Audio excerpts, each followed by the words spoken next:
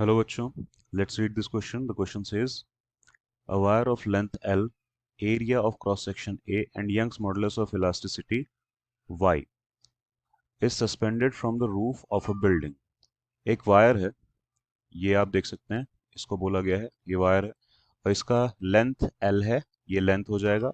Area of cross section इसका सिर्फ जितना ये थिकनेस है उसके अकॉर्डिंग हम एरिया निकाल पाएंगे।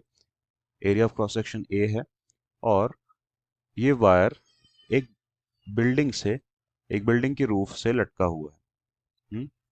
उसके बाद अब ब्लॉक ऑफ मास m, यहाँ पे ये m मास का एक ब्लॉक है, is attached at lower end of the wire, जैसे कि इसमें दिख भी रहा है फिगर में कि ये लोअर एंड पे अटैच्ड है।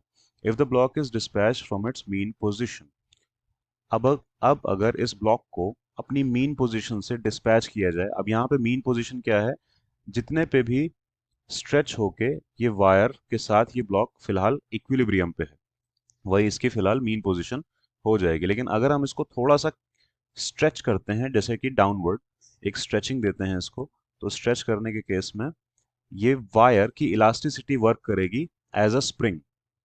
इसकी इलास्टिसिटी की तरह ये की वजह से ये वायर एज अ स्प्रिंग काम करेगा, थोड़ा सा स्ट्रेच हो जाएगा, लेकिन जैसे ही हम ब्लॉक को छोड़ेंगे वो वापस से अपनी पोजीशन को रीस्टोर करने जाएगा, लेकिन उसके बाद ऑसिलेशन स्टार्ट हो जाएंगे and then release the block starts oscillating, वैसे ही दिया हुआ। तो time period of this oscillations will be, तो यहाँ पे टाइम पीरियड पूछा गया है इन ऑसिलेशंस का, तो सबसे पहले हमें रिलेट करना पड़ेगा, क्योंकि नॉर्मली जो स्प्रिंग मास सिस्टम का टाइम पीरियड होता है उससे इसको हम यंग्स मॉडुलस और इन सब चीज़ों को रिलेट करेंगे, उसके अकॉर्डिंग फिर हम हमारा आंसर निकाल सकते हैं। तो यहाँ पे की कॉन्सेप्ट हमारे यहाँ पे क्या यूज होंगे, एक तो एसएचएम होने वाला है, सिंपल हार्मोनिक मोशन, लेकिन ये स्ट्रिंग मास सिस्टम में है, स्ट्रिंग मास सिस्टम में है। एक ये हमारा की कॉन्सेप्ट हो जाएगा और दूसरी एक और चीज यूज होगी, elasticity. Elasticity, Young's modulus of elasticity given है, उसके अकॉर्डिंग उसके फॉर्मूले के अकॉर्डिंग हम इस चीज को बताएंगे, इलास्टिसिटी को। ये दोनों की कॉन्सेप्ट हमारे यूज होंगे। तो अब अगर हम थोड़ा फिगर बना लें, यहाँ पे ये हम रूफ की ये हम रूफ बनाते हैं बिल्डिंग का, ये हमारा स्ट्रिंग हो जाएगा, ये मास एम स्ट्रिंग से अटैच्ड है। तो फिलहाल अगर हम माने कि यही हमारी मीन पोजीशन है, ये हमारी इसकी मीन पोजीशन है, और उसके बाद अगर इसको थोड़ा और डिस्प्लेस किया जाए इतना, यानी कि अब ब्लॉक यहाँ आ चुका है,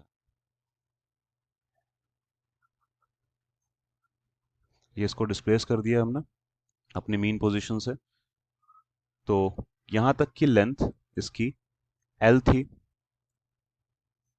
और तब स्ट्रिंग यहाँ पे पहुंच चुकी होगी, या स्ट्रिंग से ही हम इसकी मीन पोजीशन ले लेते हैं, बेटर ऑप्शन है, यहीं से ले लेते हैं, ये इसमें भी हम कह देते हैं इतना डिस्प्लेस हुआ। ये हमारी लेंथ हो जाएगी एल, जो कि गिवन है, स्ट्रिंग की लेंथ गिवन है एल, और अगर हम इसको एक्स लेट कर लें कि जितना इलोंगेशन हुआ है, जितना स्ट्रेचिंग हुई है, वो एक्स डिस्टेंस हुई है ऑसिलेशन होने के लिए, तो ये under the limit of elasticity होगा, ये ध्यान रखना है आपको।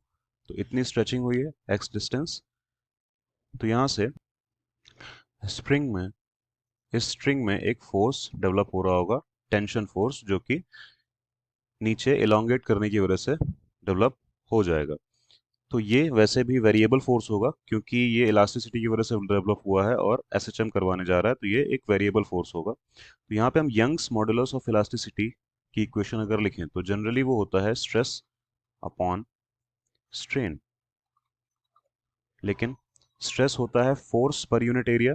अब यहाँ पे फोर्स तो टेंशन वाला है और पर यूनिट एरिया मतलब cross section area of this wire, और स्ट्रेन होता है चेंज इन लेंथ, तो यहाँ पे चेंज इन लेंथ हमारी है एक्स, और डिवाइड बाय, इसको हम ऊपर ही लिख दें ऐसे, change in length divide by original length, तो ओरिजिनल लेंथ वायर की थी एल, यहाँ से टी एल डिवाइड बाय ए एक्स, इस तरह का कुछ हमारा यंग्स मॉडुलस ऑफ इलास्टिसिटी का एक्सप्रेशन आता है।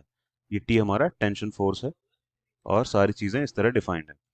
तो इसके अकॉर्डिंग, तो अगर हम इसका नेक्स्ट स्टेप देखें तो यहाँ पे t बाई एक्स की वैल्यू क्या आएगी, अभी हम बताएंगे क्यों निकाल रहे हैं। t बाई एक्स की वैल्यू आएगी y a divide by l।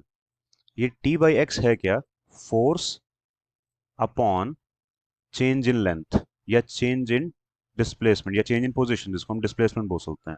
और ये फोर्स अपॉन डिस्प्लेसमेंट होता क्या है, तो अगर हम अपने एसएचएम के अकॉर्डिंग देखें तो जब हम फोर्सेस बैलेंस करते हैं k x is equal to force, तो यहाँ से फोर्स टेंशन है क्योंकि, तो हम यहाँ पे टी ले लेंगे, तो यहाँ से k is equal to t by x आ जाएगा। तो यहाँ से के टी बाई एक्स आ रहा है, तो उसके अकॉर्डिंग के की वैल्यू क्या आई, वाई ए बाई एल। हम ये क्यों निकाल रहे हैं, क्योंकि टाइम पीरियड में के की ज़रूरत पड़ेगी। अब जैसे स्प्रिंग मास सिस्टम का टाइम पीरियड होता है, वैसे ही स्ट्रिंग मास सिस्टम का भी टाइम पीरियड हो जाएगा। तो उसको हम क्या बोलेंगे, time period is equal to 2 pi under root m by k. पर यहाँ पे के की वैल्यू हम निकाल चुके हैं, तो हम वो पुट कर सकते हैं यहाँ, t is equal to 2 pi under root m by y a divide by l. ये हमारी के की वैल्यू है। तो यहाँ से फाइनली टी की वैल्यू क्या आ रही है, 2 pi under root m a m l divide by y a. ये हमारा टाइम पीरियड का फाइनल आंसर आ रहा है, 2 pi under root m l by y a. तो हमारे क्वेश्चन के according C option 2 pi under root m l upon y a is the correct answer. Hope you understood it well, best of luck.